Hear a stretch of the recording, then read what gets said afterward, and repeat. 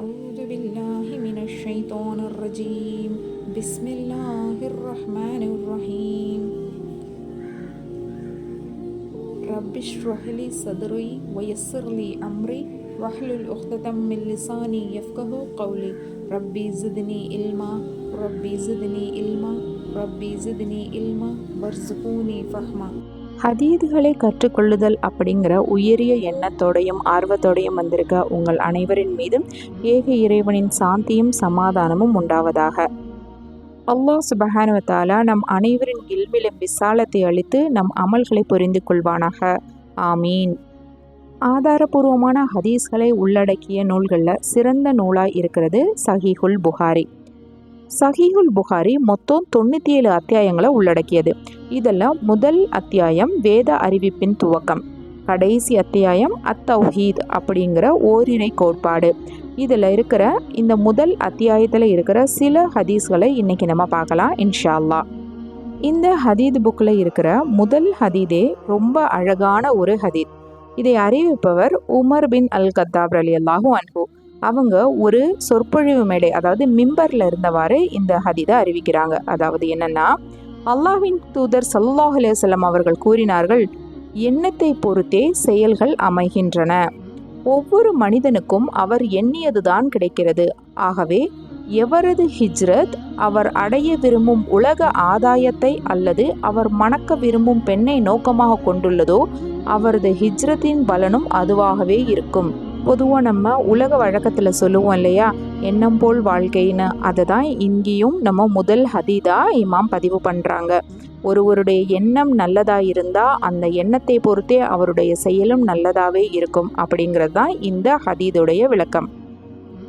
அல்லாஹ் சுப்ஹானஹு வ தஆலா, நபியே, நூஹுக்கும் அவருக்கு பின்னர் வந்த நபிமார்களுக்கும் நாம் வேத அறிவிப்பு செய்ததை போன்றே உமக்கும் வேத அறிவிப்பு செய்துள்ளோம் அப்படின்னு வஹி சம்பந்தமாக தன்னுடைய திருமறை குர்ஆன்ல சொல்கிறான். அல்லாஹ்வின் தூதர் முஹம்மது நபி ஸல்லல்லாஹு அலைஹி வஸல்லம் அவர்களுக்கு வேத அறிவிப்பு, அதாவது வஹி வர துவங்கிய நிகழ்வுகளை இமாம் புகாரி ரஹிமஹுல்லா ஹதீதுகளில் பதிவு பண்ணியிருக்காங்க. அதை பற்றின ஹதீதுகளை இப்போ பார்க்கலாம். அன்னை ஆயிஷா ரலியல்லாஹு அன்ஹா அவங்க அறிவிக்கிறாங்க, ஹாரிஸ் பின் ஹிஷாம் ரலியல்லாஹு அன்ஹு அப்படிங்கிற சஹாபி அல்லாஹ்வின் தூதரிடத்துல வந்து கேட்குறாங்க, அல்லாஹ்வின் தூதரே, தங்களுக்கு வஹி எப்படியெல்லாம் வருகின்றது அப்படின்னு கேட்குறாங்க. அதற்கு அல்லாஹோட தூதர் பதில் சொல்கிறாங்க, சில வேளைகளில் மணி ஓசை போன்று எனக்கு வஹி வரும். இவ்வாறு வருவது எனக்கு மிகவும் கடினமாக இருக்கும். மணி ஓசை மூலம் வானவர் கூறியதை நான் மனனமிட்டு கொண்ட நிலையில் அது என்னை விட்டு விலகிவிடும்.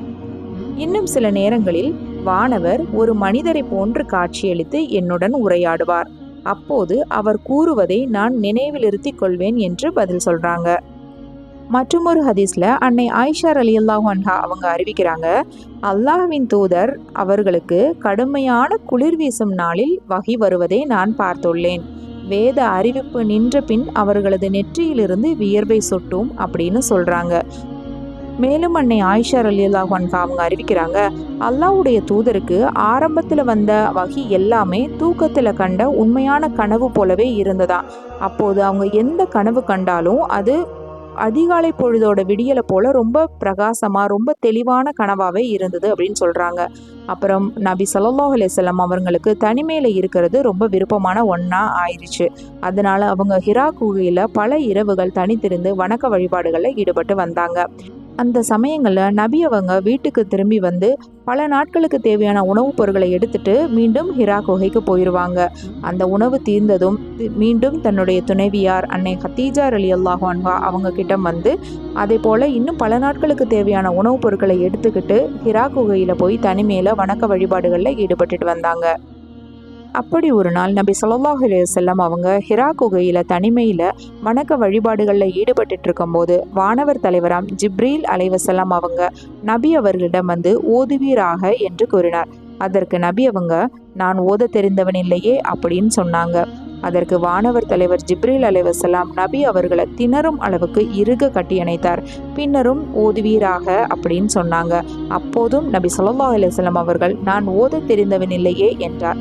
அதுக்கப்புறம் 2வது தடவையும் அவரை இறுக்க கட்டி அணைத்து பின்னர் விட்டுவிட்டு ஓதுவீராக என்று கூறினார். அப்போதும் நான் ஓத தெரிந்தவன் இல்லையே என்று நபி அவர்கள் பதில் சொன்னாங்க.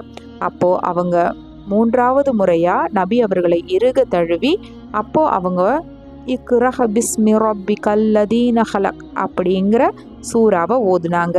அதாவது படைத்த உம்முடைய இறைவனின் திருப்பெயரால் ஓதுவீராக, அவனே மனிதனை அலக் அட்டை போன்று ஒட்டி பிடித்து தொங்கும் கருவிலிருந்து படைத்தான், ஓதுவீராக, உம்முடைய இறைவன் மாபெரும் கொடையாளி என்னும் இறை வசனங்களை ஓதி காட்டினார். இதன் பின்னர் முகமது நபி அவர்களுக்கு அச்சத்தால இதயம் ரொம்ப படபடக்க அந்த வசனங்களோட தன்னுடைய மனைவி அன்னை கதீஜா ரலியல்லாஹு அன்ஹா அவங்க கிட்ட வந்து எனக்கு போர்த்தி விடுங்கள் என்று கூறினார்கள். அன்னை கதீஜா ரலியல்லாஹு அன்ஹா நபி ஸல்லல்லாஹு அலைஹி வஸல்லம் அவர்களுக்கு போர்த்தி விட்டாங்க. அப்போது சிறிது அச்சம் அவங்களை விட்டு அகன்றது. பின்னர் அன்னை கதீஜா ரலியல்லாஹு அன்ஹா கிட்ட நடந்தது எல்லாத்தையுமே நபி அவர்கள் பகிர்ந்துக்கிறாங்க. அப்போது சொல்கிறாங்க, எனக்கு ஏதும் நேர்ந்து விடுமோ என்று நான் அஞ்சுகிறேன் அப்படின்னு நபி ஸல்லல்லாஹு அலைஹி வஸல்லம் அவங்க சொல்கிறாங்க. அதற்கு அன்னை கதீஜா ரலியல்லாஹு அன்ஹா அவங்க, அப்படியெல்லாம் எதுவும் ஆகாது, அல்லாஹ்வின் மீது ஆணையாக உங்களை ஒருபோதும் அல்லாஹ் இழிவுபடுத்த மாட்டான் அப்படின்னு சொல்கிறாங்க. ஏன்னா நீங்கள் உறவுகளை சேர்ந்து வாழ்கிறீர்கள், சுய காலில் நிற்க முடியாதவர்களை சுமக்கிறீர்கள், வறியவர்களுக்காக பாடுபடுகிறீர்கள், விருந்தினர்களை உபசரிக்கின்றீர்கள், சத்திய சோதனையில் ஆட்பட்டோருக்கு உதவி செய்கிறீர்கள், அதனால் நீங்கள் அஞ்ச வேண்டியதில்லை என்று ஆறுதல் சொல்கிறாங்க அன்னை கதீஜா ரலியல்லாஹு அன்ஹா. அதற்கு பிறகு 2 பேரும் சேர்ந்து வராக்கா பின் நௌஃபல் அப்படிங்கிறவங்க கிட்ட போகிறாங்க. இந்த வராக்கா அவர் யாருன்னா அறியாமை காலத்திலேயே கிறிஸ்தவ சமயத்தை தழுவியவராக இருந்தார். அவர் அரபி மற்றும் ஹீப்ரு மொழிகளில் எழுத படிக்க தெரிஞ்சவராக இருந்தார். அதனால இஞ்சில் வேதத்தை ஹீப்ரு மொழியிலிருந்து அரபி மொழிக்கு மொழிபெயர்த்து எழுதினார். இவர் கண் பார்வையற்ற முதியவராக இருந்தார். அவரிடத்துல அன்னை கதீஜா ரலியல்லாஹு அன்ஹாவும் முகமது நபி ஸல்லல்லாஹு அலைஹி வஸல்லம் அவங்களும் நடந்த விஷயங்கள் எல்லாத்தையுமே தெரிவிக்கிறாங்க.